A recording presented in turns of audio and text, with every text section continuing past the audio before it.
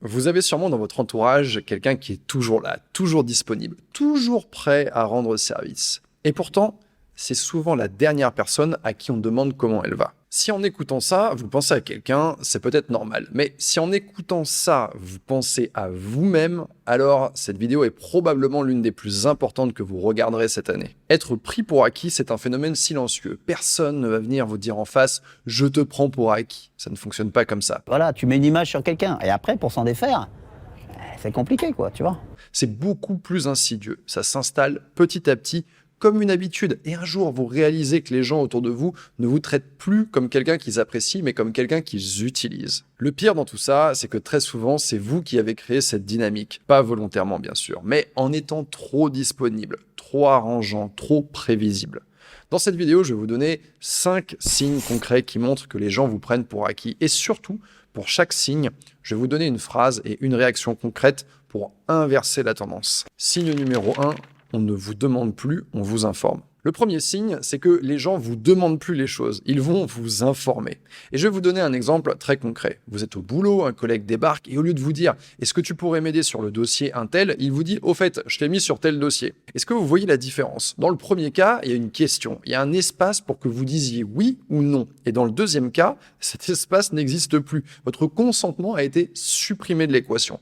Et ça, c'est un signal d'alarme. Tout ce que tu vas faire, c'est que tu vas dégager de mon bureau. Ça va arriver énormément dans la vie personnelle également. C'est ce pote qui vous envoie un message du type « Je passe chez toi à 18h ». Au lieu de vous demander « Est-ce que ça te dit qu'on se voit ce soir ?» Ou alors c'est votre partenaire qui vous dit « On va chez mes parents dimanche ». Au lieu de dire « Ça te dirait qu'on aille chez mes parents dimanche ». En apparence, c'est un détail, mais ce détail, il en dit énormément sur la place qu'on vous accorde. Quand quelqu'un arrête de vous poser des questions et commence à vous informer de ses décisions, ce qu'il vous dit entre les lignes, c'est ta réponse, je m'en fous, parce que je sais déjà que tu vas dire oui. Mais j'en ai rien à foutre. Comment réagir? La première fois que quelqu'un vous informe au lieu de vous demander, ne laissez pas passer. Vous pouvez dire très calmement, avec un sourire, « Attends, je crois que tu as oublié la partie où tu me demandes si je suis disponible. » Cette phrase, elle est redoutable parce qu'elle fait 3 choses en même temps. D'abord, elle met en lumière le comportement de l'autre sans l'accuser. Ensuite, elle réintroduit votre consentement dans l'échange. Et enfin, avec un sourire et un ton léger, ça empêche la situation de dégénérer en conflit. Si la personne vous répond « Oh mais c'est évident que tu allais dire oui », c'est encore mieux pour vous parce que là, elle vient de verbaliser le problème elle-même. Et vous pouvez enchaîner avec justement « Je ne pars pas du principe que c'est automatique ». Signe numéro 2, vos efforts sont invisibles, vos erreurs ne le sont jamais. Quand les gens vous prennent pour acquis, il y a un déséquilibre entre la manière dont on traite vos réussites et la manière dont on traite vos erreurs. Concrètement, qu'est-ce que ça veut dire? Eh bien, quand vous allez faire quelque chose de bien, quand vous rendez un service, quand vous allez au-delà de ce qu'on attendait de vous, personne ne vous dit rien. C'est tout à fait normal, c'était attendu, c'est comme si vous étiez programmé pour ça. Par contre, la seule fois où vous n'êtes pas à la hauteur, la seule fois où vous dites non, la seule fois où vous n'êtes pas disponible, là, tout à coup, on vous le fait remarquer.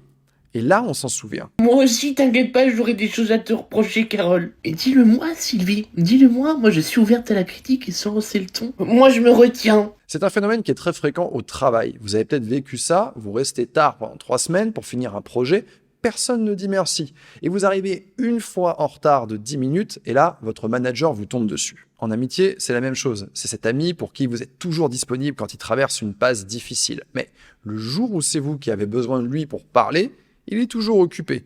Et si vous lui faites remarquer, il vous sort un « Non mais je t'ai aidé la dernière fois ». Une fois sur 50. Comment réagir? Alors, il ne s'agit pas de réclamer de la reconnaissance à chaque fois que vous faites quelque chose, ça serait épuisant et assez peu élégant. Ce que vous pouvez faire, c'est rendre visible ce qui était invisible. Par exemple, quand quelqu'un vous reproche un manquement alors que vous avez été irréprochable pendant des semaines, vous pouvez répondre calmement « Je vois ce que tu veux dire et je comprends que ça te dérange, mais j'aimerais qu'on prenne aussi en compte les 20 fois où j'ai assuré au-delà du nécessaire sans qu'on me le demande. » Ça, c'est le genre de phrase qui n'est ni agressive ni victimaire. Vous ne vous plaignez pas, vous rétablissez un équilibre. Et surtout, vous envoyez un message très clair. Je sais ce que je vaux. Je ne vais pas accepter qu'on réduise ma contribution à ma seule erreur. Signe numéro 3, on vous sollicite uniquement quand on a besoin de vous. Troisième signe, et celui-là il est douloureux, vous réalisez que certaines personnes ne prennent de vos nouvelles que lorsqu'elles ont besoin de quelque chose. Allô, Jean-Pierre? C'est Jean-Pierre? On a tous vécu ça. Quelqu'un que vous n'avez pas eu au téléphone depuis des mois vous envoie un message et là vous êtes content et vous vous dites « Ah tiens, il pense à moi ». Et là vous ouvrez le message et c'est « Salut, dis-moi, est-ce que tu t'y connaîtrais pas en informatique par hasard ?» Vous avez quoi comme processeur? C'est un dynamite, un Pentium, un Electron, un Spectron, un Vétron, un Dictron, un Moshtron. Et là vous comprenez, c'est pas vous qui lui avez manqué, c'est votre compétence. En fait, il y a un test très simple que vous pouvez faire que j'appelle le test de la réciprocité. Prenez votre téléphone, ouvrez vos dernières conversations avec les personnes que vous considérez comme proches et regardez qui initie les échanges. Si c'est toujours vous qui envoyez le premier message, si c'est toujours vous qui proposez de vous voir et que la seule fois où on prend l'initiative, c'est pour vous demander un service, vous avez votre réponse. Qu'est-ce qu'on va faire alors? Je ne vous conseille pas de couper les ponts du jour au lendemain. Ce que je vous conseille, c'est d'arrêter de courir après les gens. Concrètement, si quelqu'un ne vous contacte que quand il a besoin de vous, arrêtez simplement d'initier les conversations pendant un moment. Et vous allez voir très rapidement qui fait l'effort de maintenir la relation et qui disparaît. Et la prochaine fois qu'une de ces personnes vous contacte pour un service, vous pouvez répondre quelque chose comme « Avec plaisir, mais avant ça, on se prend un café bientôt ?» Ça fait longtemps qu'on ne s'est pas vu. Là, vous faites quelque chose de très malin. Vous ne refusez pas le service, vous conditionnez le service à un vrai moment de relation. Et si la personne accepte le café, tant mieux. Peut-être que la relation peut évoluer, peut repartir. Si elle esquive et revient à la charge avec sa demande de service, bon, vous savez exactement à quoi vous en tenir. Signe numéro 4, on annule vos rendez-vous sans sourciller.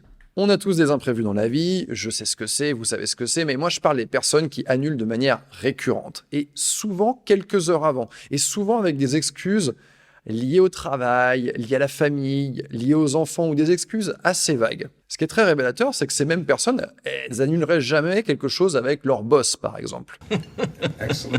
Elles annuleraient pas un rendez-vous avec quelqu'un qui les impressionne. Mais avec vous, c'est facile, parce qu'elles savent que vous allez comprendre, que vous n'allez pas faire d'histoire, que vous serez encore disponible la prochaine fois.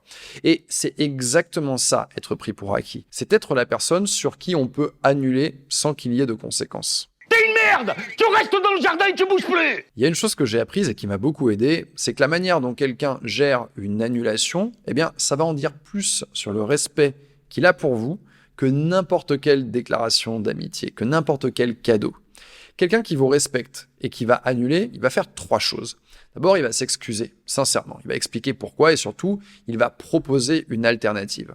Je suis vraiment désolé, j'ai un imprévu familial, est-ce qu'on peut reporter ça tel jour, telle heure? Quelqu'un qui vous prend pour acquis va juste dire « je ne peux plus » et il va attendre que ce soit vous qui fassiez le travail de reporter. La prochaine fois que quelqu'un annule sans faire d'effort, ne faites surtout pas le travail à la place de l'autre. Ne proposez pas une autre date, ne dites pas « pas de souci, on reporte quand tu veux ». Répondez simplement « pas de souci, on se recroisera ». Et ensuite, silence, pas de relance, pas de suivi, vous disparaissez du radar. Et si la personne revient, ne sautez pas sur l'occasion comme si s'était rien passé. Ralentissez, laissez la personne venir jusqu'au moment de la démarche et demandez simplement « Ok, qu'est-ce que tu proposes ?» et observez. Est-ce que la personne va faire un effort pour fixer un rendez-vous clair? Sinon, passez à autre chose. Votre temps n'est pas un bouton reset sur lequel on peut appuyer après avoir annulé. C'est une porte. Et après une annulation, cette porte ne s'ouvre plus aussi facilement. Vous ne sortirez jamais d'ici, étranger! Hein? Ce tombeau sera votre tombeau! Ceux qui veulent vraiment rentrer feront l'effort. Les autres vont rester dehors. Et c'est très bien comme ça. Croyez-moi, vous n'avez rien à gagner à distribuer votre temps gratuitement. Personne ne vous respectera de cette manière. Ça peut paraître dur, mais c'est une simple question de positionnement. Ce que vous rendez trop facile à obtenir perd automatiquement de la valeur. Est-ce qu'on mangerait du caviar tous les jours si la boîte coûtait 50 centimes? Honnêtement, je pense pas. Signe numéro 5, on décide pour vous sans vous consulter. Et ça, c'est un cran au-dessus du signe numéro 1 qu'on a vu tout à l'heure. Là, on vous informe même plus, on décide à votre place. Et c'est quelque chose qui arrive beaucoup plus souvent qu'on ne le pense. Autant au travail que dans la vie privée. Au boulot, c'est votre manager qui va modifier votre planning sans vous prévenir. C'est votre collègue qui répond à un mail à votre place en disant « il sera disponible, pas de problème ». Ou c'est quelqu'un qui s'engage en votre nom sans vous avoir demandé votre avis. Dans la vie perso, c'est votre partenaire qui va accepter une invitation pour vous deux sans vous consulter. C'est un ami qui va dire à quelqu'un d'autre « ne t'inquiète pas, il viendra t'aider pour ton déménagement » alors que vous n'avez jamais été consulté. Ça va pas ou quoi la tête?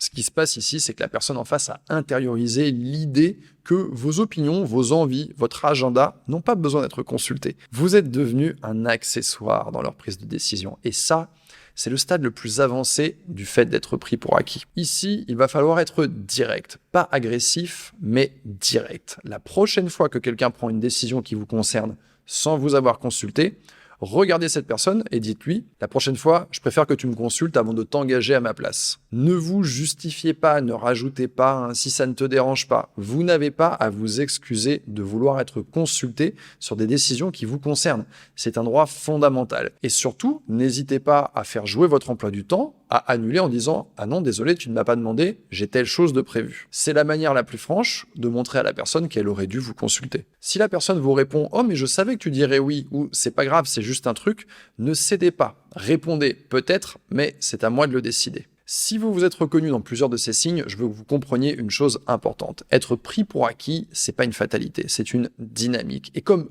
toute dynamique, elle peut être inversée. Mais je vais être franc avec vous, ça va pas se faire du jour au lendemain. Ça va pas se faire non plus sans friction. Quand vous allez commencer à poser vos limites, certaines personnes vont pas comprendre. Mais t'es pas nette, non?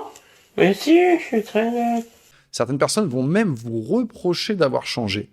Et c'est tout à fait normal. J'ai presque envie de dire, c'est l'effet recherché. Parce que ces personnes, elles étaient habituées à une version de vous qui disait oui à tout, qui était toujours disponible, qui ne faisait jamais de vagues. Le jour où vous changez les règles du jeu, ça va déranger ceux qui profitaient des anciennes. But I am warning you, all of you. We will play by my rules now.